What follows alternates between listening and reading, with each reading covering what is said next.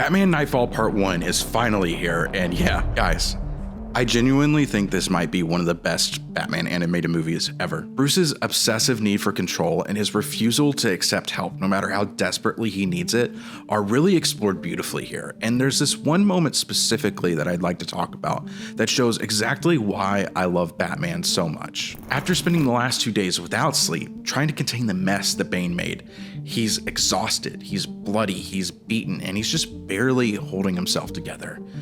And he decides to finally call Dr. Chandra and tries to ask for help, but he can't even get the words out. It's that hard for him. He takes off his cowl, and for just a moment, it feels like Batman might actually let someone in to help Bruce Wayne. But then the bat signal lights up. Bruce disappears. He puts the cowl back on and becomes Batman and chases after the bat signal. That is who Batman is. His dedication is almost superhuman, and it's what allows him to keep going when pretty much anyone else would just fall. But it's also the thing that's slowly killing him. He can't allow himself to stop, because stopping would mean confronting the sad, scared kid that's still underneath the mask.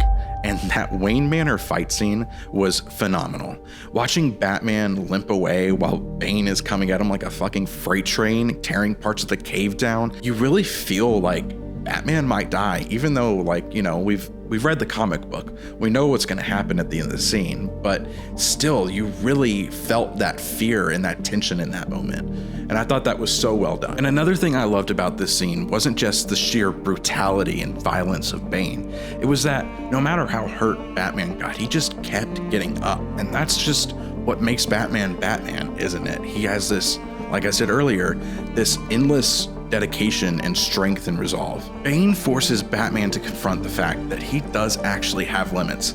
And when that back break finally happens, Jesus Christ, I mean, I felt that in my own spine. It was just so disturbing and violent and even more brutal than the comic books. Overall, Batman Knightfall Part 1 is an incredible adaptation, and it has beautiful animation and incredible action and some horrifying and disturbing moments that are really cool to see, as well as a surprisingly compelling Bane. And most importantly, it really understands Bruce Wayne and tells this compelling story about the contradiction that sits at the center of Batman. So, if you've seen Batman Knightfall Part 1, please let me know what you thought about it in the comments below. I would really love to hear your thoughts.